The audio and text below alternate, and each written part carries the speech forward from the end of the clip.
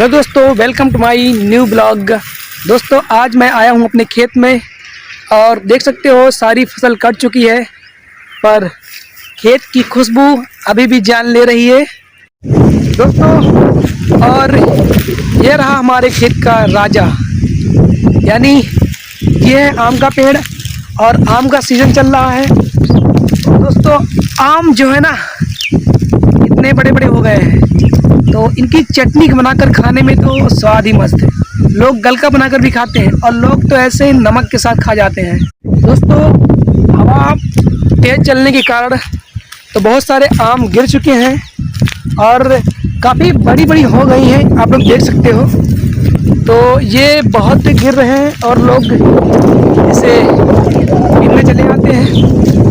तो काफ़ी बड़ी आम है और इसको ले जाएं घर पे। कुछ लोग बहुत सारी आम गिर चुकी थी, आप लोग देख सकते हो। और बहुत सारे आम गिरे हुए थे जो पहले तो उठा ले गए थे। अब शाम को हम आए थे तो थोड़ी सी तबीयत ख़राब थी, इसलिए घर पे ही थे। और इतनी टाइम आया तो अभी भी बहुत सारे आम गिर चुके थे। ऐसे ये खाने में बड़े मीठे लग रहे हैं। ये आम थोड़ा सा मीठा है तो इसको हम ऐसे ही खा जाते हैं और बहुत अच्छा लगता है। और बहुत ही ठंडी हवा चल रही है तो मैंने सोचा क्यों ना निकल कर घूम चलूँ, शायद मूड मेरा फ्रेश हो जाए। हो सकता है इससे तबीयत भी अच्छी हो जाए, क्योंकि जो प्राकृतिक चीज़ें हैं और जो प्रकृति ने दिया है तो उसमें दवाई का कोई काम ही नहीं है। और ये है नीम का बाबा, जितनी चटनी बनाकर लोग मुँह जलाते हैं और कहते हैं मज़ा आ गया। दोस्तों वाह कितना मीठा है। ये अभी पका नहीं है, छोटा है पर मीठा बहुत है। इसे खाओगे ना पिज्जा बर्गर से भूल जाओगे दोस्तों। बहुत ही स्वादिष्ट लगता है और ठंडी हवाएं के साथ में ये खाने में तो बड़ा ही आनंद आता है। पार्क या पिकनिक सब इसके आगे फेल है। यहीं इसी खेत में मेरा बचपन भी गुजरा है, क्योंकि बचपन में नंगे पैर इसमें दौड़ता रहता और पापा हल जोतते रहते। ये पहले जानवरों से हल जोती जाती थी और ये तो अब नया आया है, क्योंकि जब हम थे अभी भी बहुत ज़्यादा नहीं, करीब 4-5 या 6 साल पहले की बात है, तब हम थोड़े छोटे भी थे। तब जाकर कहीं जानवर से छुटकारा मिला और ये सारी टेक्निक मशीनें और ट्रैक्टर वगैरह आ गई हैं। अभी दोस्तों आप देख सकते हो कि वहाँ पर बैल और डल्लभ जैसे हैं, इन पर भूसा लेकर जाते हैं। तो अभी भी ये प्राचीन में जो जानवरों का उपयोग होता था अभी भी हो रहा है। कुछ लोगों के पास में है जो जिनके पास ट्रैक्टर वगैरह नहीं होते हैं तो अभी भी वो लोग रखते हैं। और दोस्तों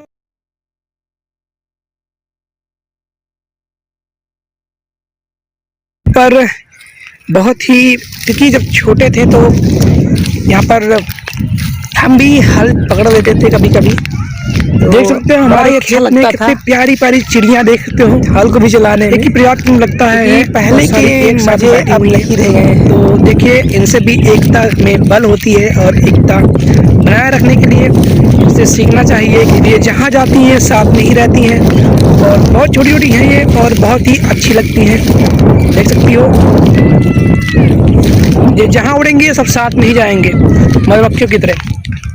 तो इन सब से भी हमें सीखना चाहिए, लेकिन इंसान कहाँ जल्दी एकता बनाता है।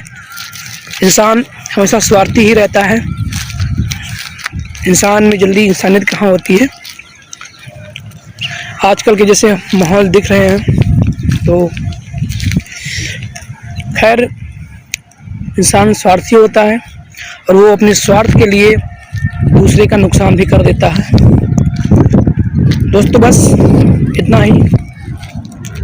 देख सकते हो कितना हम किसान लोग कितनी मेहनत करते हैं। अभी तक कट गया था, बहुत सारे भूसे तो उड़ गए हैं, पर अभी भूसा उड़ रहा है। जिन लोगों का भूसा उड़ गया है ना वो सीना चौड़ा करके घूम रहे हैं, जैसा कि मैं क्योंकि मेरा भूसा उड़ चुका है और मैं यहाँ था नहीं, हरिद्वार चला गया था। तो भाई लोग घर पे थे, जब मैं घर पे आया तो देखा भूसा अंदर रख रहे थे और खेत से उड़ गया था। उसके बाद आने के बाद मैं तो नींद बहुत आ रही थी और रात भर जगते आए थे। और दोस्तों बहुत मस्ती की, क्योंकि उधर जब आ रहे थे लास्ट के टाइम तो सभी लोग अपने अपने घर चले जाएंगे, बिछड़ जाएंगे। तो उस समय रात को नींद नहीं पड़ी, तो बहुत ही मस्ती हुई और बहुत ही अच्छा लगा। टूर जाना बहुत ही अच्छा और बहुत ही फ़ायदेमंद था हम लोगों के लिए। हर इंसान को टूर पर जाना चाहिए, हर इंसान को पर्यटन ज़रूर करना चाहिए, क्योंकि बहुत सारी बीमारियां उससे ठीक होती हैं।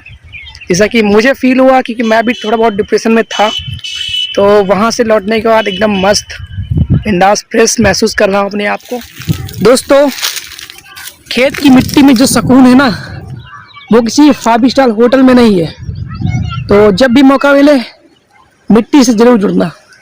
और मिट्टी के जो बहुत सारे फ़ायदे भी हैं दोस्तों। जब हम लोग कट जाते थे ना, तो कभी भी हम लोगों ने पट्टी वट्टी अब तक भी नहीं बांधी है, वैसे मिट्टी हम लोग घिस लेते थे और उसी से ही ठीक हो जाता था। और सच में ठीक भी हो जाता था। हम लोगों ने कभी जल्दी क्या कहते हैं, दवाई वगैरह किसी ट्यूब वगैरह का यूज़ नहीं किया। हम लोग सिर्फ मिट्टी का ही यूज़ कर रहे थे और उनसे ठीक भी हो जाता था। बहुत सारे कभी घाव कभी कभी गहरा भी लग जाता था, तो इसी मिट्टी को घिस लेते थे और ठीक भी हो जाता था और दर्द भी कम हो जाता था। तो मुझे ये बहुत, हर एक मिट्टी बहुत सी चीज़ों में काम आ जाती है। ये हमें अन्न उगा कर भी देते हैं और कोई भी जड़ी बूटी भी है वो भी उगा कर देते हैं। और इसी मिट्टी में, इस मिट्टी को लगाने से कोई भी घाव वगैरह ठीक भी हो जाता है। तो हमने, और जो हमारे साथ ऐसा हुआ है तो हम आपको बता रहे हैं। और हमारे गांव के जितने भी लोग हैं, अगर थोड़ा बहुत कट जाते हैं और खेत में काम कर रहे हैं या हल्का गहरा घाव लग जाता है, तो वो मिट्टी ही लगा लेते हैं, ठीक हो जाता है। ज़्यादा परेशान नहीं होते हैं कि लग गया, ज़्यादा घाव लग गया है तो चलो डॉक्टर के पास चलते हैं, ऐसा कुछ नहीं है, वो सब ठीक हो जाता है। तो दोस्तों, ये चिंगम खा रहे थे, क्योंकि वैसे खाना नहीं चाहिए पर पापा छुपा कर खा रहे हैं, तो आज आपको भी दिखा दिए, उसके लिए सॉरी। कभी कभी खा देते हैं इसको। तो